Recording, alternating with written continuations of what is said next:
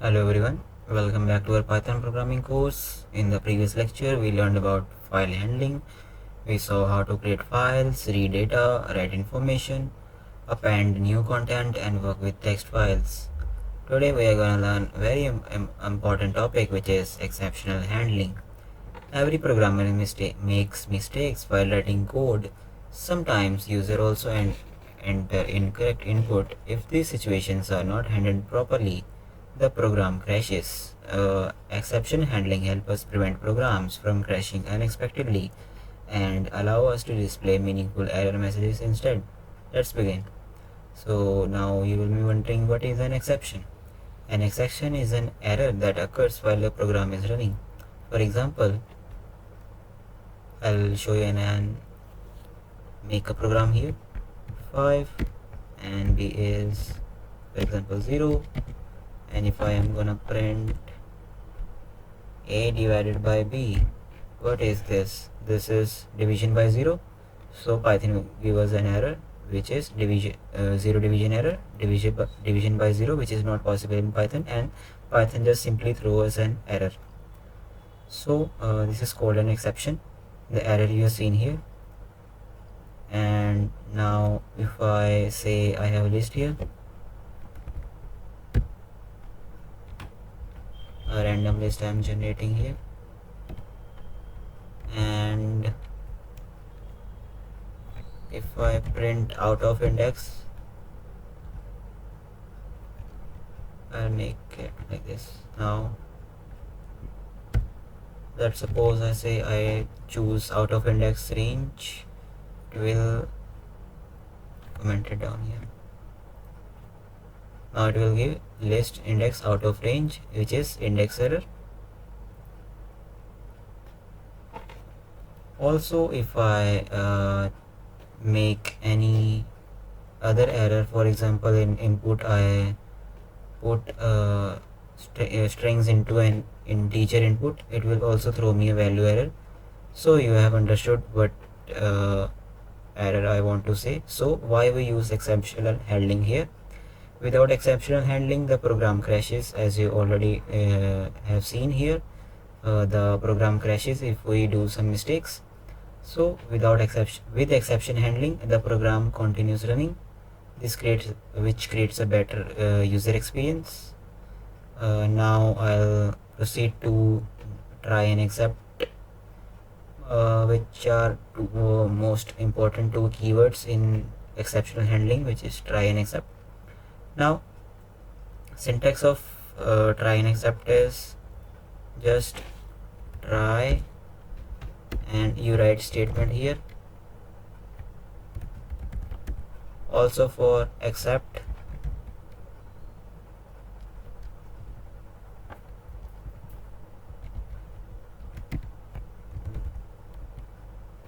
the syntax is same. Now how we use this, the Python will firstly execute the code inside the try block. If it founds no error, the accept block is ignored. If an error occurs, Python immediately execute the accept block, just like if else statement. Now if we try to print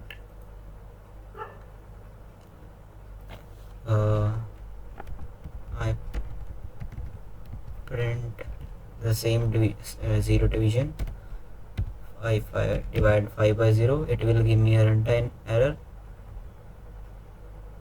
If I change the error into a exceptional handling, I want my program to be running, not giving any errors, I'll print 0 division not possible.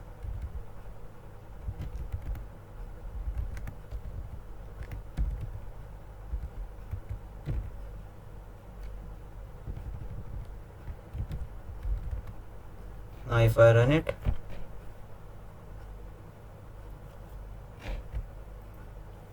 now Python is telling us 0 division not possible. Our program did not crash, it just gave us the exception, which is we have given it. If this print 5 divided by 0 gives us an error, print this line, zero division not possible, but don't crash our program. So as you've seen, our program ran successfully and it doesn't give any X errors, just give us an exception. So if you want to take another look how this works, for example, if I try take an integer as an input, enter age for example, and then I print it,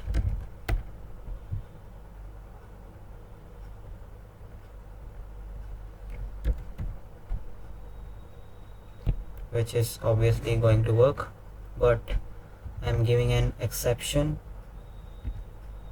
If user tries to enter any other information instead of writing integers, it should give print enter numerals only. So user can understand you have to write numeric characters only. If I write 20 here, it will print 20, but if I write some characters here and enter, as you can see here, enters numerals only, it doesn't printed the characters I just entered here. So try and accept works like this. It just gives an exception instead of throwing an error. Now caching the specific exceptions, instead of catching every error, we can catch some specific exceptions. For example, the same 0 division error,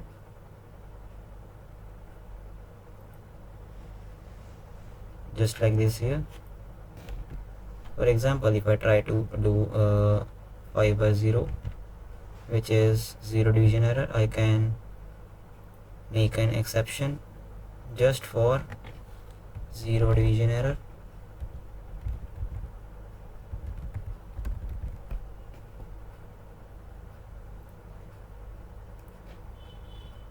Zero division error. Also you have to write the in capital letters.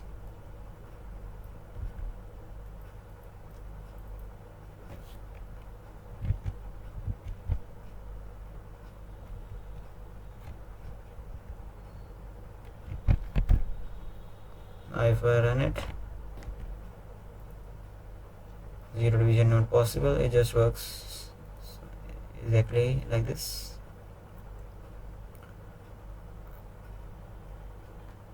Now if I take another example from this, I'll try A1 and print out of index. I'll give an exception if there's index error.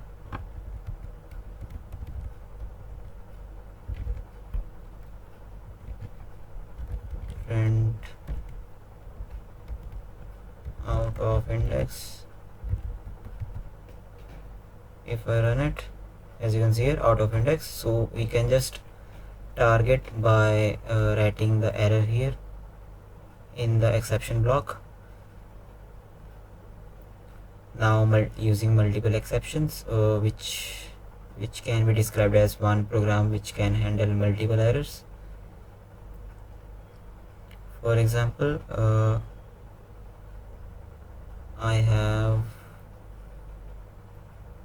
let's make a new program. If I have a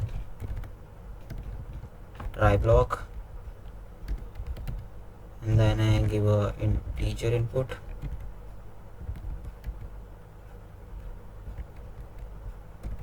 enter number,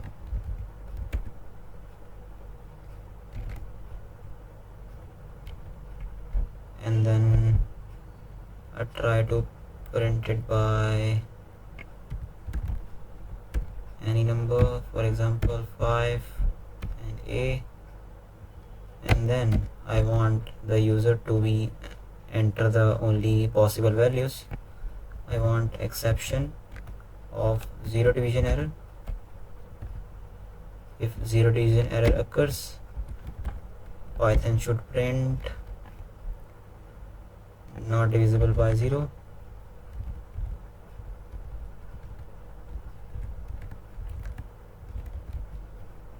or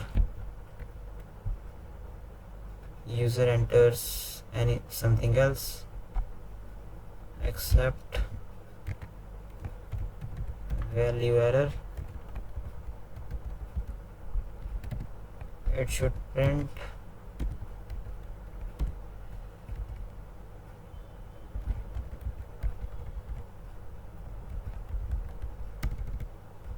enter numbers only except zeros, other character. Now let's check it. Enter a number, I'd say 5. 5 is divisible by 5, so it prints just 1. Now if I try to enter 0 here, divide by 5 by 0, so it gives us the 0 division error. So it just only targets us to the 0 division error 1, so it prints not divisible by 0. If I try to enter some characters and then print it, it will now outputs the value error exception, which is enter numbers only except zeros and other characters. So you have understood what multiple exceptions are, how to use them. Now we'll use else block. The else block will be used only to execute if no exception occurs. For example, any other error is there which I don't know. For example, if I forget what value error is to put in our block, I'll use else here. I'll print the same.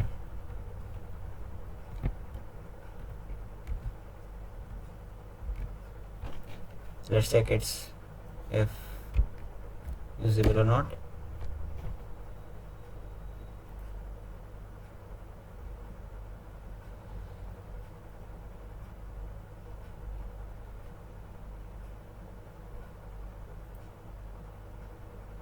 Okay, if it's not, let's run it again. Okay, so it will only print after if there's no exception in our program. So you can write here code ran successfully,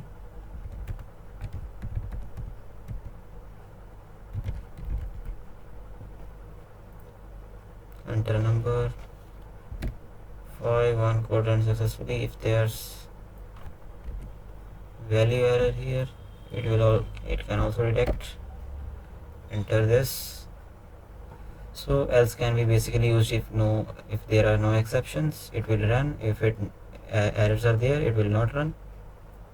Now finally block, which will always execute whether there is an exception or not. If I include finally print, I always run, just simply like that.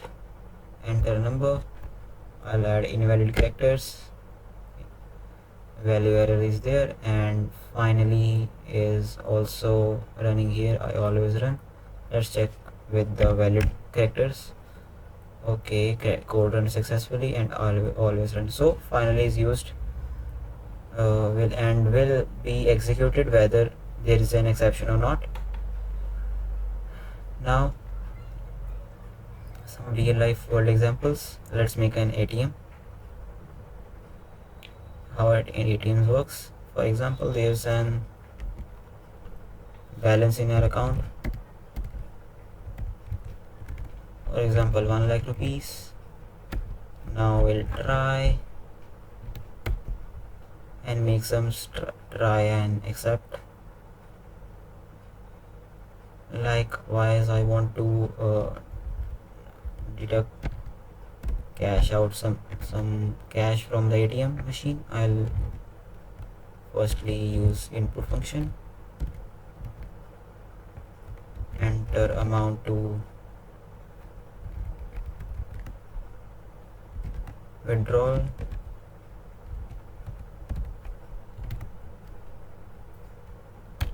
Now it will check whether amount is there or not. If amount is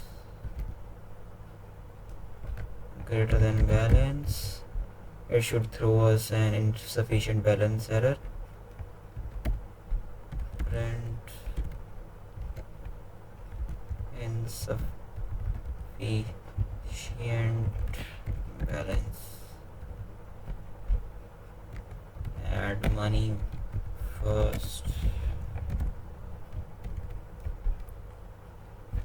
Now if balance is there, it should deduct it. We'll use except else balance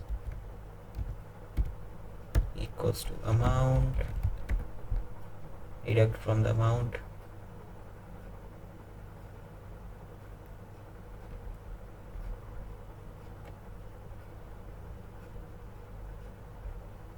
And also remaining balance should be printed here, so I'll write print remaining balance.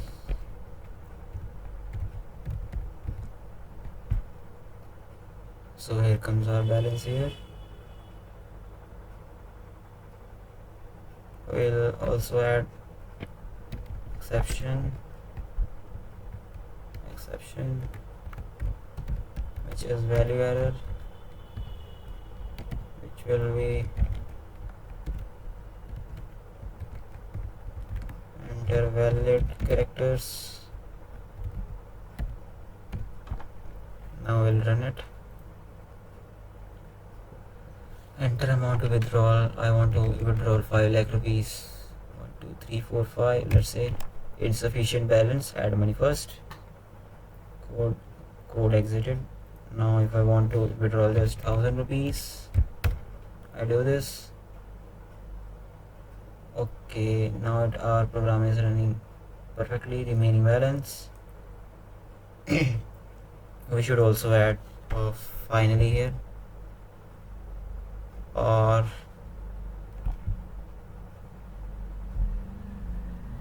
instead of adding finally, we'll add else block. That should be more practical here. Else print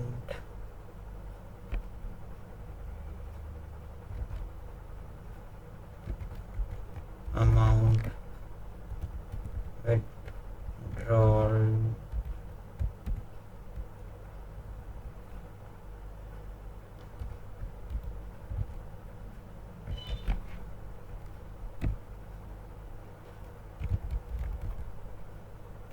now. Let's check it.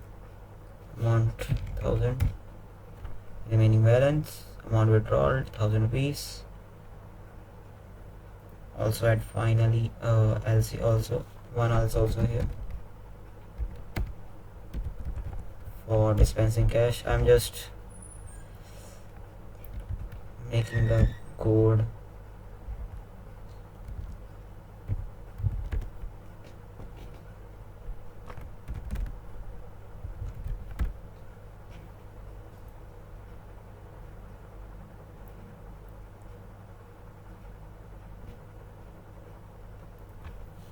or you can add it into the same else.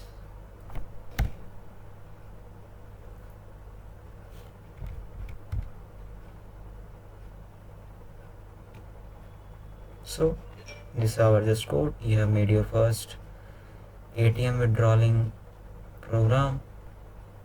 If user enters more than the amount present in his wallet account, it will show you an error.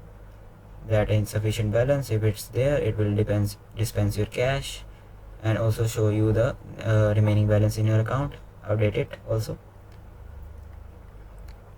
Now we'll see raising exceptions. Sometimes we want to generate our own exceptions. We can do it by using raise. How can we do that?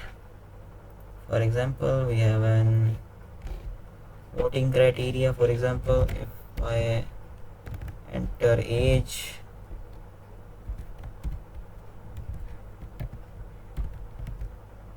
enter your age for voting.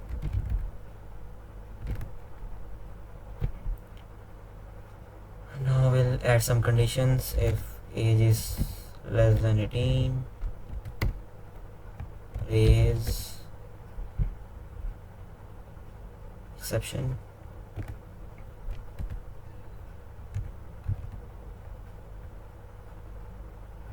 Exception.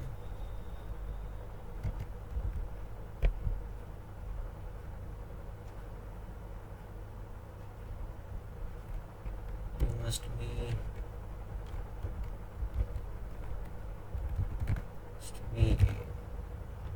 18, voting, print,